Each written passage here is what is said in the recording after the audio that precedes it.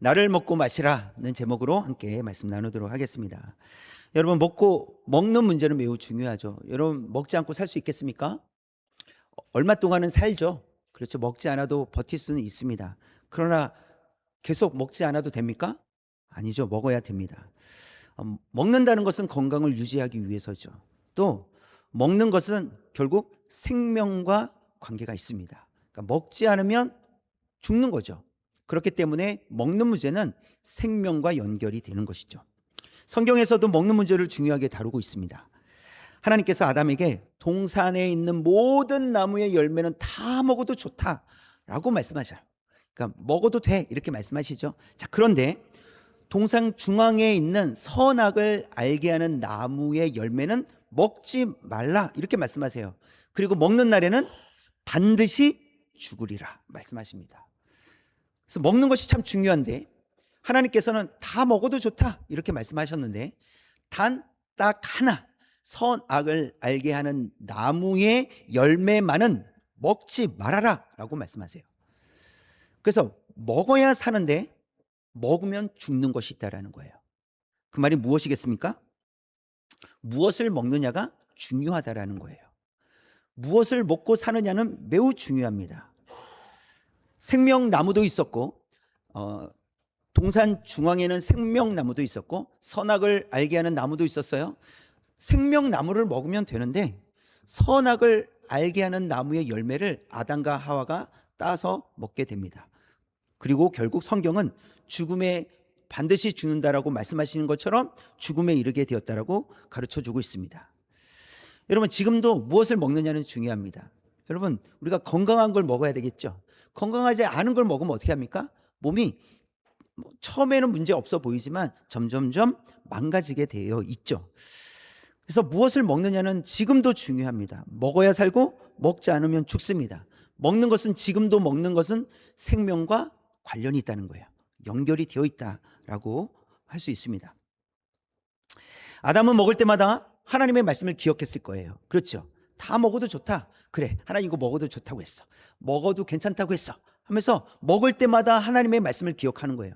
그러나 최소한 다른 것은 다 잊어버려도 최소한 선악과 선악을 알게 하는 나무 앞에 갔다면 먹지 말아라. 이것을 기억하지 않을 수가 없다라는 거예요. 먹어라는 말씀을 기억하지 못해도 먹지 말라는 말씀은 선악을 알게 하는 나무의 앞에 가면 당연히 기억할 수밖에 없는 거예요. 그래서 먹는 문제는 무엇과 또 연결이 됩니까? 하나님의 말씀과 연결이 된다는 거예요. 그래서 매일 음식을 먹으면서 매일 먹으면서 무엇을 기억하라는 거예요? 하나님의 말씀을 기억하라는 거예요. 먹어도 되는 것과 먹지 말아야 될 것을 구분하며 살라고 우리에게 가르쳐주고 있습니다. 오늘 말씀에서도 예수님께서 먹고도 죽었고 또 먹으면 영원히 살게 된다 이런 말씀을 하고 계세요. 58절에 있는 말씀인데 시작. 이것은 하늘에서 내려온 떡이니 조상들이 먹고도 죽은 그것과 같이 아니하여 이 떡을 먹는 자는 영원히 살리라. 두 가지를 말씀하시는 거예요. 조상들, 그러니까 애굽에서 탈출해서 40년 동안 광야에서 생활했던 그 조상들은 하늘에서 내려온 만나를 먹고도 죽었다라는 거예요. 그것도 하늘에서 내려온 것은 맞지만 그러나 그것은 죽고 말았다. 그것을 먹어도 죽었다라고 말씀하시는 거예요. 어디서 죽었다라는 것은 모든 사람이 다 육신의 죽음을 육신이 죽게 되었다라는 것을 의미하는 것이 아니라 어떤 사람은 구원을 얻었지만 어떤 사람은 구원을 얻지 못했다라는 거예요. 하늘에서 내려온 떡이라면 다 구원을 얻어야 될 것 같은데 그 당시에 구원을 얻은 사람도 있지만 얻지 못한 사람들도 있었다라는 것을 보여주고 있는 것이죠.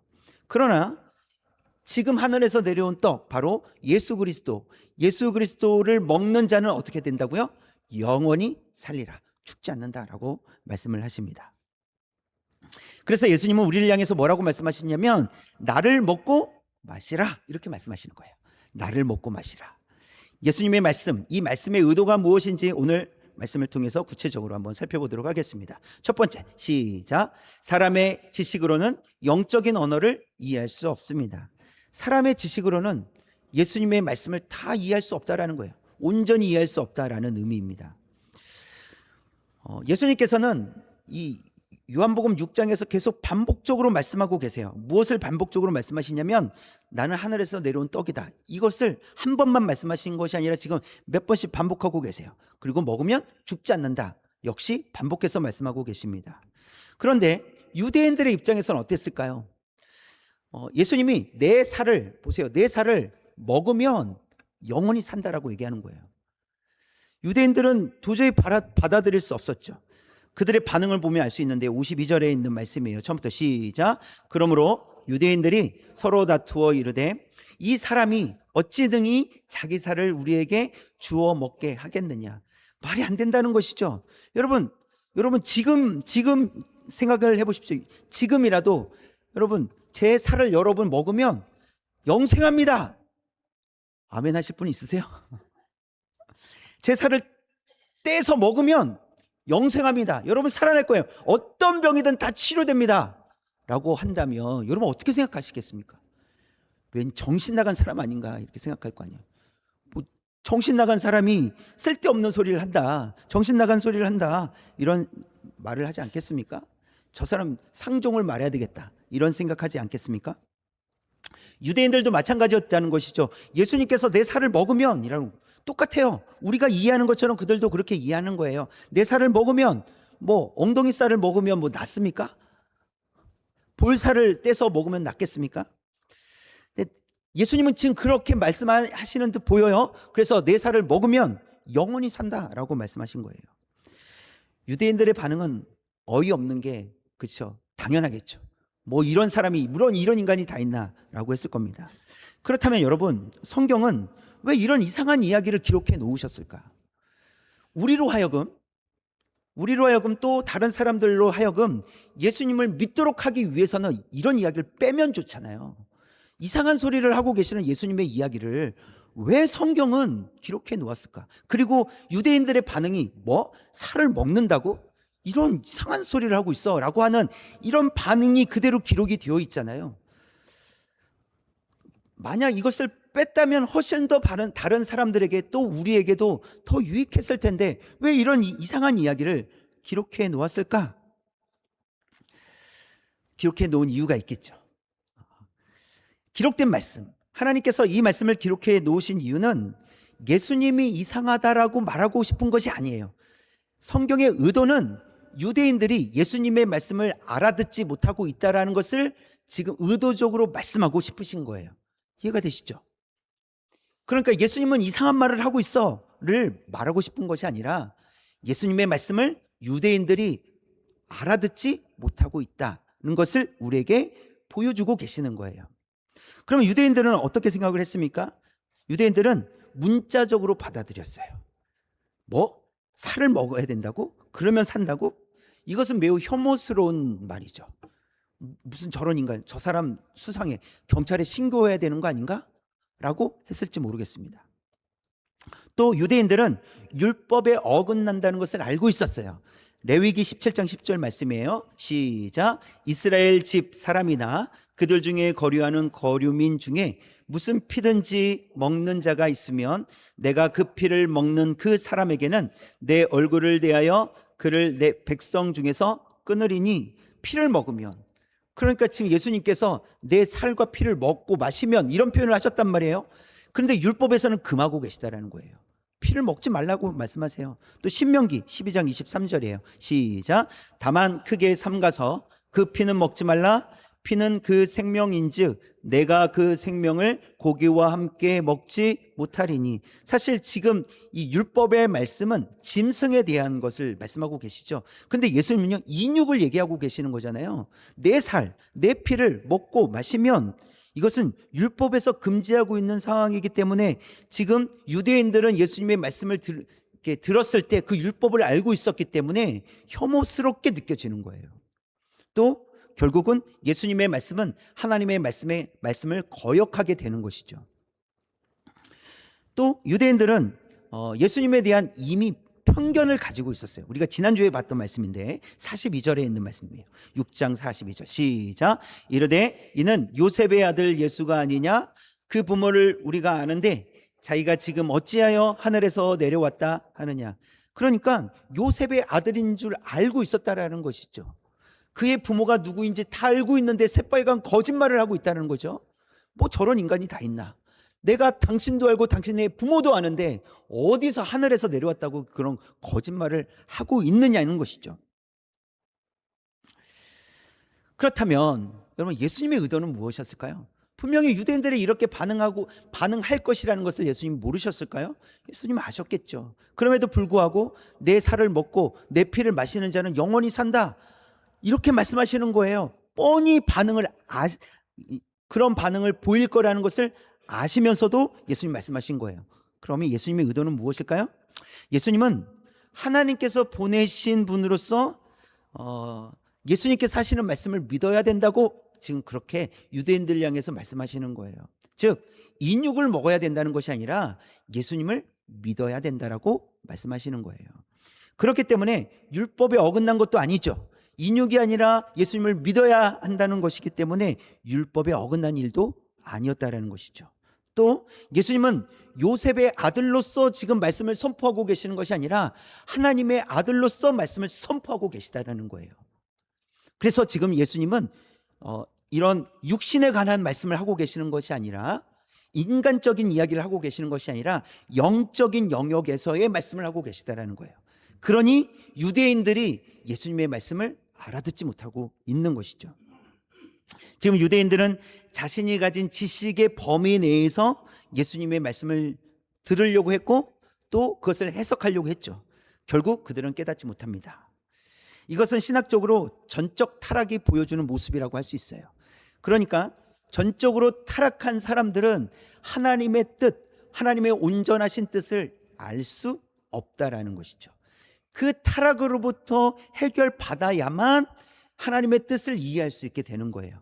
그래서 말씀을 읽어도, 말씀을 들어도 타락한 인간은 들어도 듣지 못하고 보아도 보지 못한다고 성경은 말씀해 주고 있는 것이죠. 유대인들마저도 그렇게 율법을 어렸을 때부터 태어나기 전부터 부모의 입을 통해서 뱃속에서부터 들었던 그 율법, 하나님의 말씀을 가지고 있었음에도 불구하고 그들은 들어도 듣지 못하고 보아도 보지 못한다라고 성경은 말씀해 주고 있다는 거예요. 그 말은 인간적인 지식, 인간이 가지고 있는 것으로는 하나님의 말씀을 온전히 깨달을 수 없다는 것을 가르쳐 주고 있습니다. 그래서 그것은 전적인 타락 때문인데, 그 전적인 타락으로부터 해방되어야만 비로소 하나님의 말씀을 깨달을 수 있다라는 것을 우리가 말씀을 통해서 알 수가 있습니다. 그래서 첫 번째는 우리는 우리의 지식, 인간적인 지식으로는 도무지 주님의 말씀을 깨달을 수 없다라는 것을 가르쳐 주십니다. 그렇다면 두 번째, 시작. 예수 그리스도를 의존해야 합니다. 그렇다면 우리는 어떻게 이것을 해결할 수 있겠습니까? 예수 그리스도를 의지하고 의존하는 것밖에는 방법이 없다라는 것이죠. 예수님께서는 사람들의 이런 반응을 알고 계셨을 거예요. 충분히 이렇게 반응할 거라고 예수님을 알고 계셨습니다. 그러나 예수님은 물러서거나 표현을 더 부드럽게 하거나 그들이 원하는 방식대로 표현하지 않으셨다라는 거예요. 오히려 예수님은 더 적극적으로 또 반복적으로 더 자세히 자신을 먹고 마시라고 그렇게 말씀하고 계시다는 것이죠. 그것은 예수님께서 지금 사람들을 설득하려고 하시는 것이 아니었다라는 거예요. 제발 내 말 좀 믿어줘 라고 설득하려고 하시는 것이 아니라 진리의 말씀을 선포하시는 거예요. 그것이 중요합니다. 아무리 설득하려고 해도 사람들이 나는 안 믿겨져, 나는 안 믿을 거야, 그러면 소용이 없어요. 아무리 설득하려고 해도 소용이 없습니다. 그래서 하나님의 말씀은 설득이 아니라 선포라는 거예요. 하나님의 말씀이 선포됨으로 인하여서 말씀의 능력이 나타나 듣는 사람들의 심령을 변화시키신다는 거예요. 그래서 예수님은 그들을 설득하기 위해서 말씀하신 것이 아니라 그들에게 말씀을 선포하신 것이죠. 진리의 말씀을 선포하신 거예요. 그래서 예수님은 물러서지 않았습니다. 또 이 요한복음 저자도 영원한 생명을 주시는 분이 예수님이라는 사실을 말하기 위해서 하나도 빼지 않고 숨기지 않았다라는 거예요. 여러분, 이렇게 저자가 그리고 내가 좋아하는 예수님에 대해서 내가 글을 쓴다고 생각해 보세요. 그러면 예수님의 좋은 부분만 쓰겠어요? 예수님의 나쁜 부분도 쓰겠어요? 좋은 부분만 쓰려고 하지 않겠어요?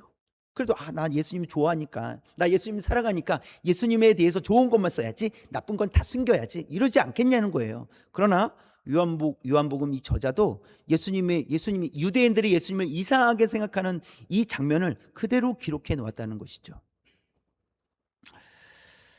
그것은 곧 예수님이 생명이시다, 예수님으로 인하여 생명을 얻을 수 있다는 것을 확실하게 선포하기 위해서 기록해 놓았다는 것입니다. 또 예수님의 의도를 생각해 보면 예수님은 하나님의 아버지의 뜻대로 반드시 생명을 살리겠다는 의지를 지금 보여주고 계시는 거예요. 내가 너희들을 살리겠다. 그러니 예수님은 계속해서 나를 먹고 마시라 라고 말씀하시는 거예요. 나를 먹고 마시면 영원히 산다, 이 말씀을 사람들이 알아듣지 못해도, 이상하게 생각해도 계속해서 선포하고 계시는 것이죠. 왜? 그들을 살리기 위해서. 이게 중요하죠. 그래서 예수님은 반복적으로 말씀하시는데, 우리가 이미 보았던 말씀 40절, 지난주에 보았던 말씀 40절 말씀, 그 전에 보았던 붉은 글씨, 시작. 내 아버지의 뜻은 아들을 보고 믿는 자마다 영생을 얻는 이것이니. 내 아버지의 뜻은 아들을 보고 믿는 자마다. 아들이 누구예요? 예수 그리스도를 의미합니다. 예수 그리스도를 믿는 자마다 영생을 얻는다라고 예수님이 선포하고 계세요. 오늘 읽었던 말씀 54절 말씀 볼까요? 붉은 글씨, 시작. 내 살을 먹고 내 피를 마시는 자는 영생을 가졌고, 앞에서는요 아들을 보고 믿는 자, 그러니까 예수님을 믿는 자는 영생을 가졌다라고 말씀하시는데, 54절에서는 내 살을 먹고 내 피를 마시는 자는 이라고 표현하고 계세요. 즉 예수를 믿는 자와 내 살을 먹고 내 피를 마시는 자라는 표현은 같은 의미라는 거예요. 내 살을 먹고 내 피를 마시는 자는 곧 무엇을 말씀하시는 거예요? 나를 믿는 자는, 이 표현이라는 거예요. 예수님을 믿는 자는 영생을 얻는다, 이렇게 말씀하고 계시는 겁니다. 예수님의 의도는 영원한 생명을 주시는 분이 예수님이시라는 사실을 지금 말씀해 주고 있는 거예요. 그래서 계속 가르쳐 주고 계십니다. 그래서 예수님을 의존해야 된다라고 말씀하시는 것이죠.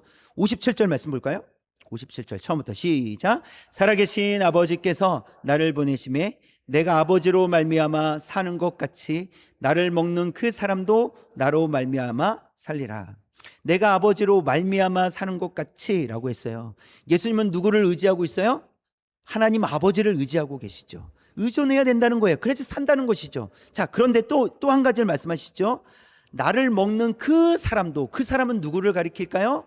그 당시에 예수님의 말씀을 듣고 있었던 사람들, 그리고 저와 여러분, 우리를 얘기하는 거예요.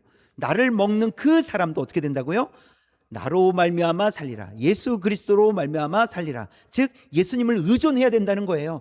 예수님을 의존할 때 살 수 있다라고 말씀하시는 거예요. 예수님도 하나님 아버지를 의존해서 사신다고 하셨고, 예수님은 우리를 향해서 예수님을 의존해야 하나님 아버지께로 나아갈 수 있다라고 가르쳐주고 계시는 것입니다. 또 55절에서도 볼까요? 시작. 내 살은 참된 양식이요 내 피는 참된 음료로다. 먹고 사는 문제 중요하다고 했습니다. 그렇죠? 중요합니다. 예수님은 우리를 향해서 먹어야 된다라고 말씀하시죠. 그럼 무엇을 먹어야 된다고 말씀하세요? 내 살은 참된 양식이요. 예수님의 살을 먹어야 된다고 말씀하시는 거예요. 무엇을 마셔야 된다고요? 예수님의 피를 마셔야 된다고요. 즉 앞에서 표현했던 것처럼 예수님의 살을 먹고 예수님의 피를 먹는다는 것은 즉 예수님을 믿는다라는 거예요. 그럼 무엇을 믿는다는 거예요? 예수님께서 우리처럼 인간의 육신을 가지고 이 땅에 오셨다는 것을 믿는 거예요. 또 예수님께서 나의 죄를 위해서 십자가에서 피를 흘리셨다는 것을 믿는 거예요. 그래서 내 살은 참된 양식이요, 이 땅에 몸을 입고 우리 인간의 몸을 입고 오신 예수님을 믿는다, 이 말인 거예요. 그래서 내 살은 참된 양식이다, 이렇게 말씀하시는 것이죠.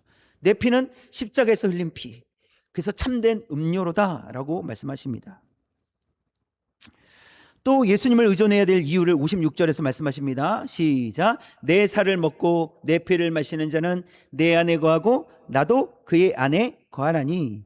예수님을 믿는 자는 예수님 안에 거하고 또 예수님이 믿는 자 안에 거한다, 이렇게 말씀하세요. 이 표현은 요한복음 15장에서 나는 포도나무요 너희는 가지니 라는 그 말씀에 다시 사용되는 표현입니다. 그러니까 요한복음 15장에서 처음 표현하신 것이 아니라 이미 앞서서 내 안에 거하고 나도 너희 안에 거하나니 라는 말씀을 이미 하셨다라는 거예요. 그런데 요한복음 15장에서 포도나무 비유를 통해서 우리가 조금 더 이해하기 쉽게 말씀하신 것이죠. 여러분, 가지가 포도나무를 의지하는 것입니까? 포도나무가 가지를 의지하는 것입니까? 가지가 포도나무를 의지하는 것이죠. 의존하는 것이에요. 그래서 포도나무에서 그 나무에서 공급하는 공급을 받아서 가지는 열매를 맺게 되는 거예요. 예수님이 우리를 의지하는 것입니까? 우리가 예수님을 의지하는 것입니까? 우리가 예수님을 의지하는 것이죠. 그래서 예수님께로부터 공급을 받아 우리가 열매를 맺게 되는 거예요. 그렇다면 여러분, 우리가 이게 맺는 열매는 나의 열매입니까? 예수님의 열매입니까? 예수님의 열매죠. 예수님을 통해서 우리가 열매를 맺혀지니까 내 열매를 맺는 것이 아니라 예수님의 열매를 맺게 되는 것입니다. 그래서 농부이신 하나님께서 그 열매를 기뻐하신다 이렇게 말씀하세요. 여러분, 그래서 예수님을 의존한다는 것은 나무에서 가지에게 영양분을 공급하는 원리를 우리가 이해해야 된다는 거예요. 가지 때문에 이 포도나무가 열매를 맺는 것이 아니라 포도나무 때문에 가지에서 열매를 맺는다는 것이죠. 우리가 예수님을 의존하면 할수록 하나님께서 거두시는 열매가 더 풍성해질 줄 믿습니다.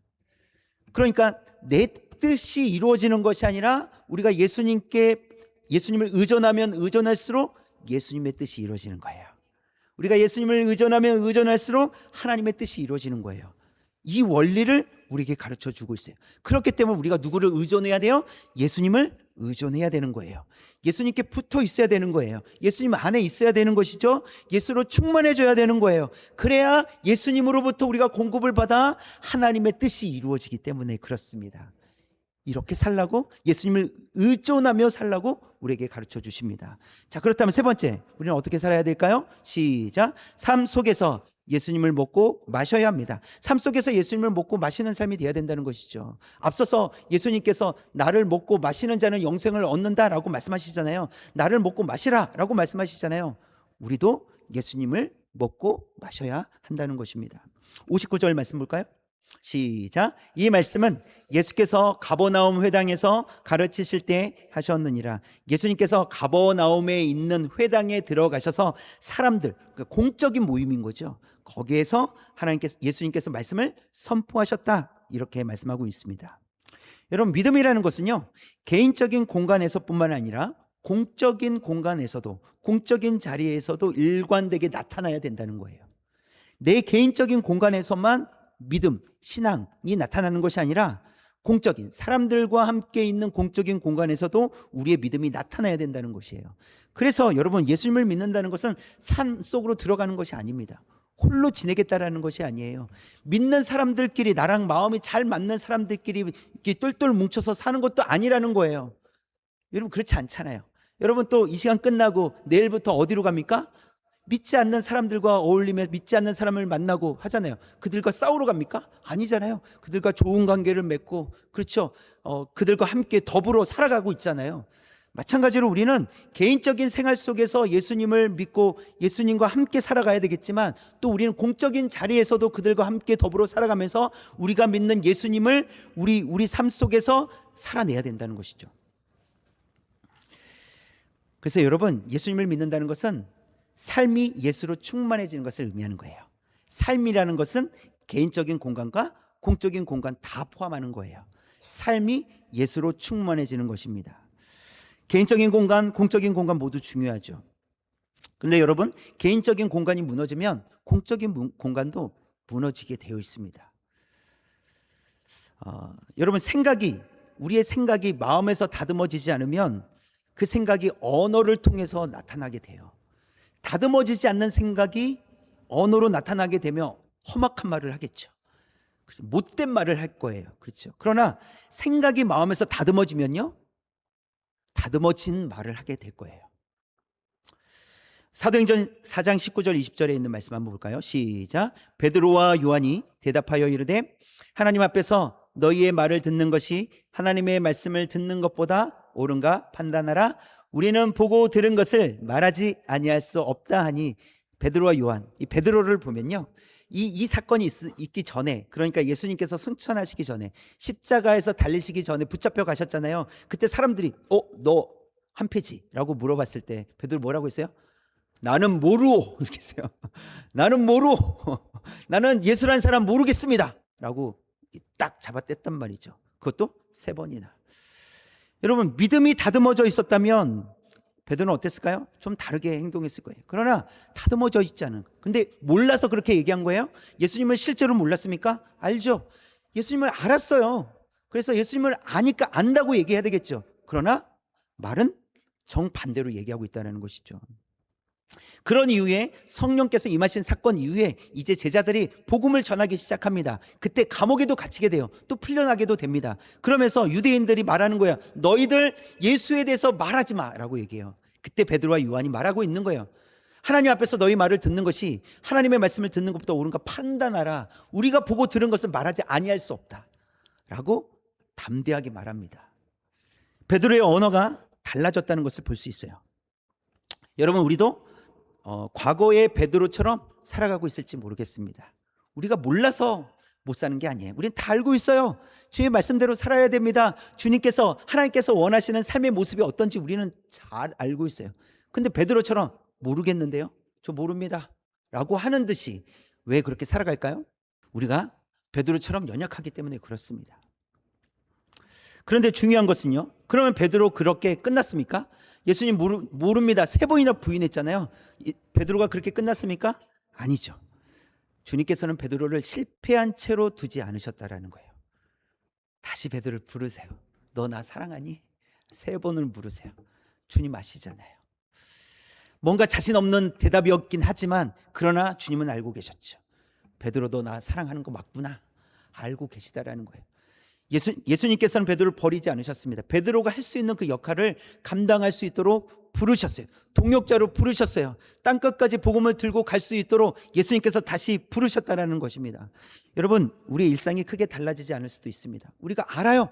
예수님의 뜻대로 살아야죠. 말씀을 읽고 기도하며 살아야죠. 여러분, 모르신 분 있으십니까? 모르셨어요? 제 말 들리세요? 아시잖아요. 우리가 모르는 게 아니란 말이죠. 다 알고 있죠. 그럼에도 불구하고 우리는 크게 달라지지 않을 수 있습니다. 알고 있는데도 여전히 옛 모습으로 아마 살아가기도 할 겁니다.